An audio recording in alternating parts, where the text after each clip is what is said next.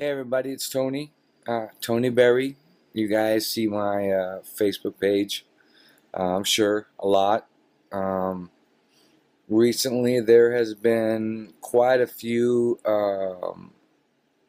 I guess, some heated discussions about certain things that has happened and that I've typed from my heart or in response to somebody saying something. And I'm not going to go into all that.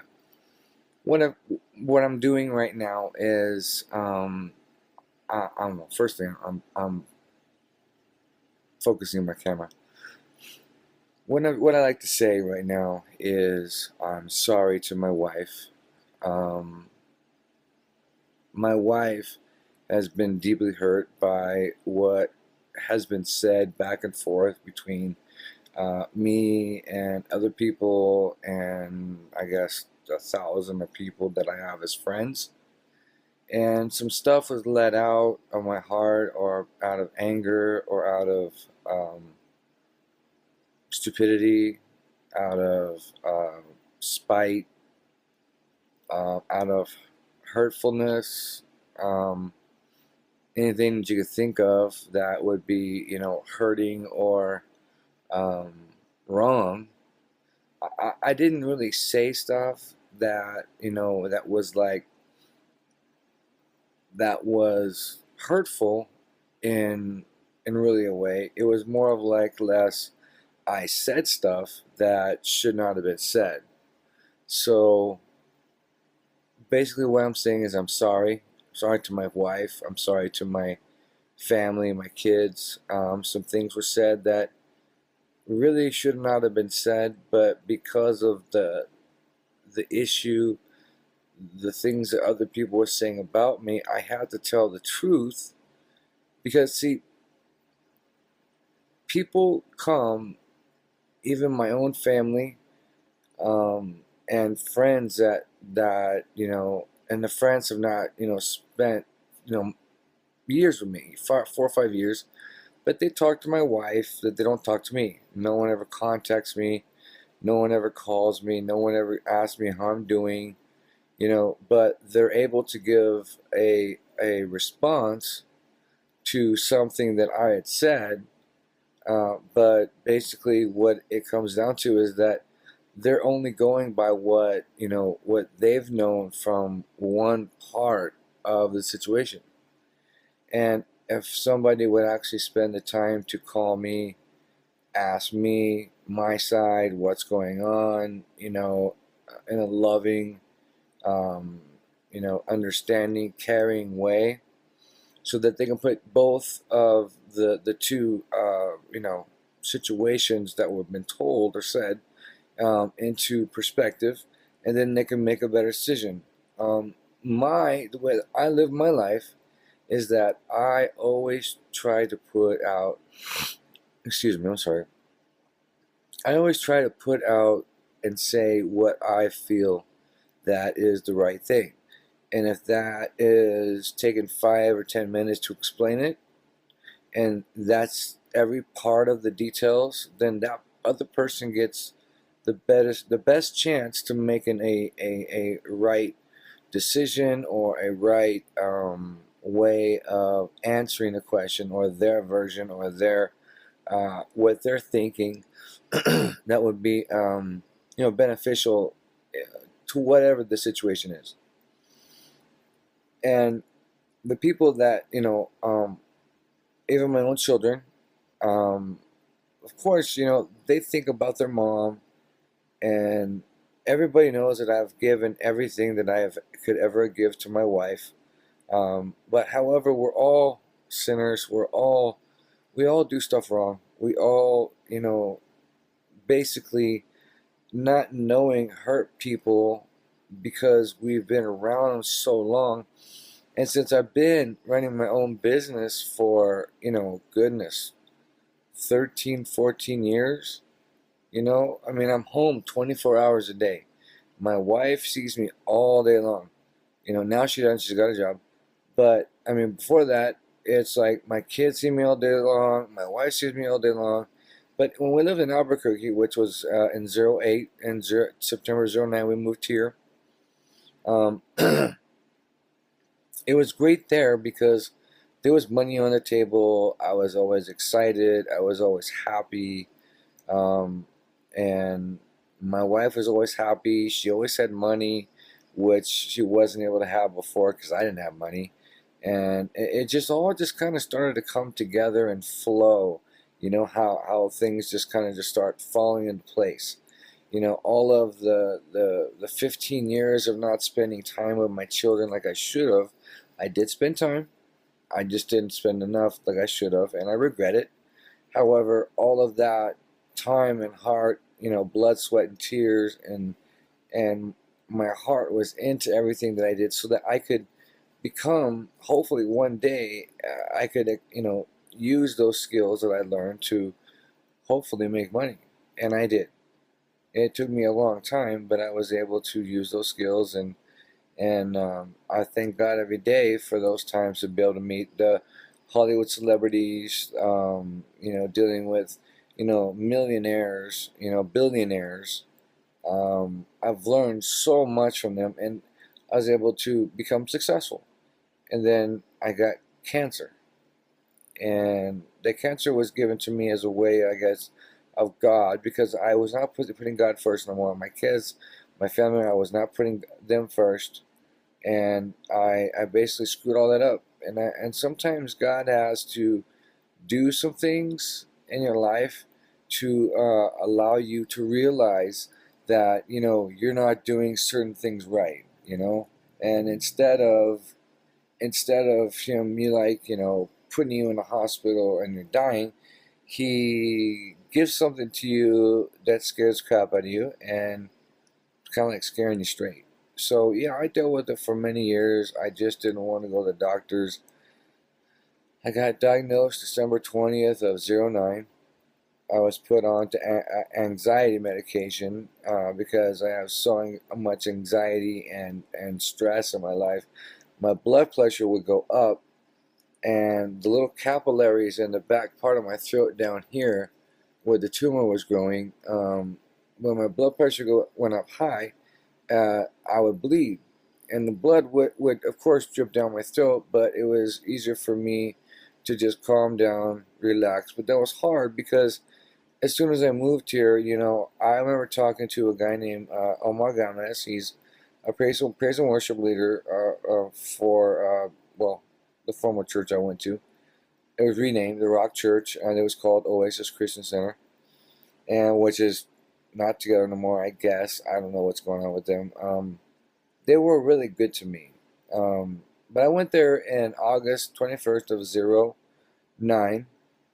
We always go, if we're living in Arizona, we'll always take a vacation to go out to New Mexico to visit our kids. And then we stayed there for about a week or so. I rent a van.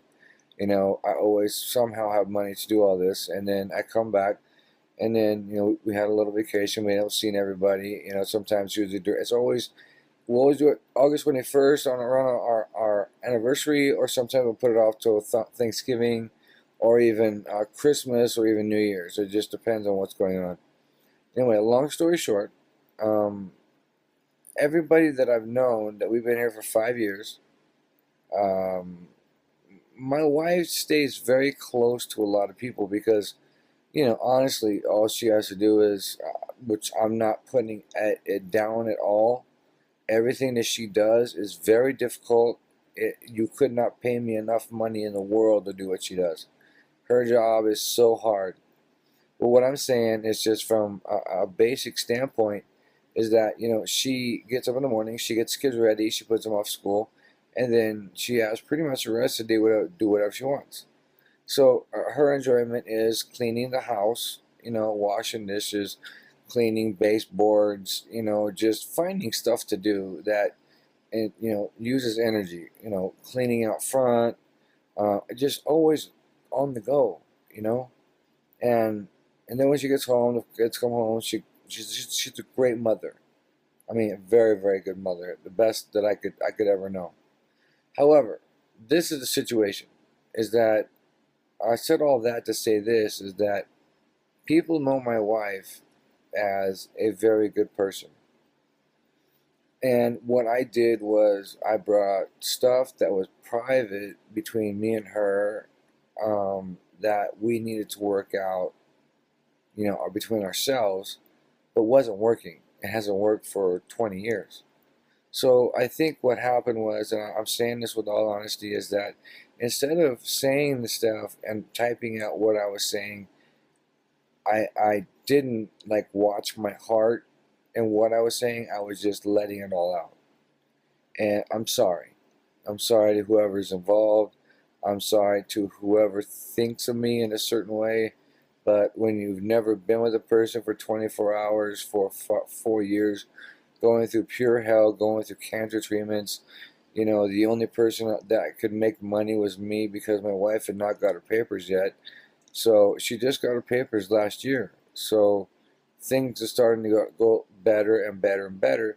However, the biggest problem is, well, not even a problem. The biggest issue right now is that my wife is hurt, and I feel extremely bad. I cry a lot the last 2 weeks, and I don't want to go into details or anything, but a lot of people say a lot of things, even my family and close friends, but they don't know the whole situation. They don't know both sides.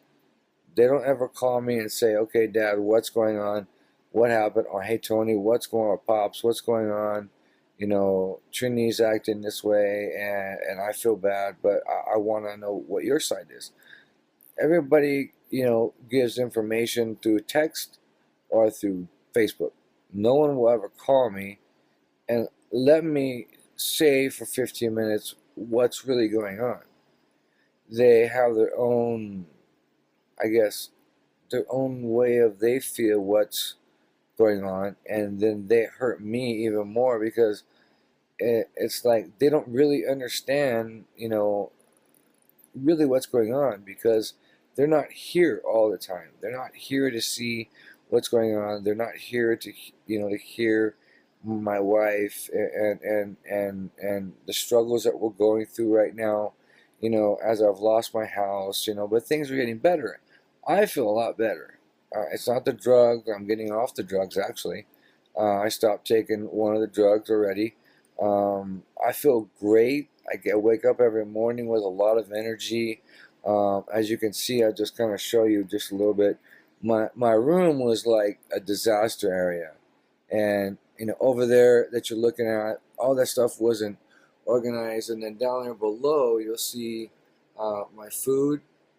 There's food down there that I have that I eat my different kinds of foods. I organized all that stuff over there. And then, of course, over here I got my computers and I got my other Mac. And there's my Mac there. And if you look, kind of things are kind of organized. Well, of course, this is my area over here with my Mac. I got my pills and I've got my waters and I got my food and I got my stuff up here that I need to keep, going and my Mac. So this is kind of like my area. So I don't want to make this too long, but basically I'm just saying I'm sorry. I'm sorry that if other people felt that I was saying things that weren't right, but I was only speaking from my heart. My wife has always been able to express her anger whenever she wanted to, and I would just sit there and listen to it, and I would just forgive her, and I just go on. And then a day or two later, we would sit down and she would say, I'm sorry, and everything would get better, but then it just fell apart again. And what it was is just that there's so many things that we're going through right now that it's hard for even me at this point. I may not get up and start yelling and screaming at people about, hey, I'm going through, hell in here. I got pain, my body, my mind is going crazy. I got stress. I got to help pay the bills. I got to find a job. The job that was given to me is not paid up yet. After 2 months of waiting, I have lost credibility. You know, there's just so much going on, but nobody wants to hear my side of the story. So this is my side.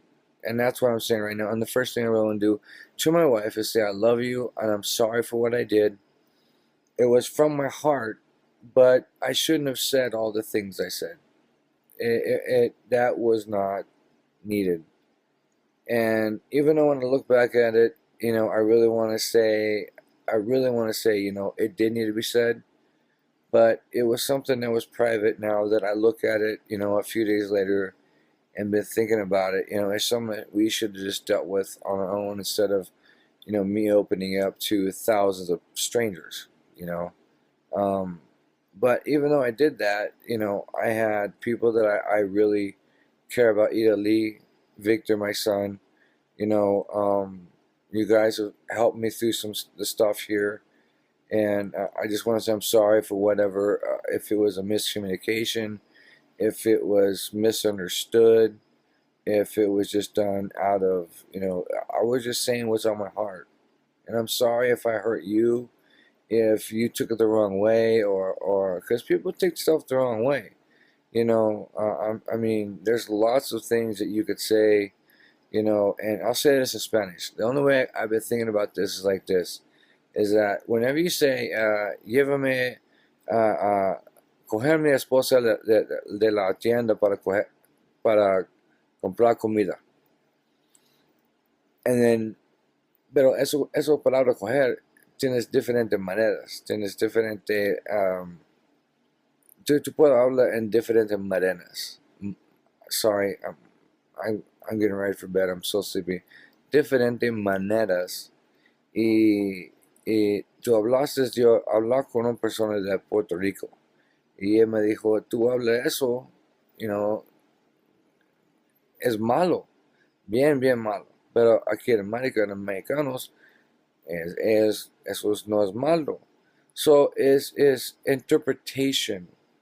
Es como, yo hablo como de mi corazón, yo pongo malas palabras y todo eso, pero yo nunca habla la palabra puta o bitch. Y yo quiero eso claramente. Si una persona puedo,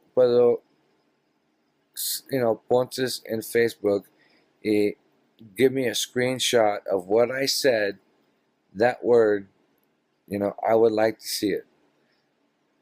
A lot of you have been very angry with me, and a lot of you have kind of not been on my side for a very long time. Mi lado, nadie está a mi lado, nadie. Todo el tiempo yo va en mi cáncer, nadie está atrás mi lado.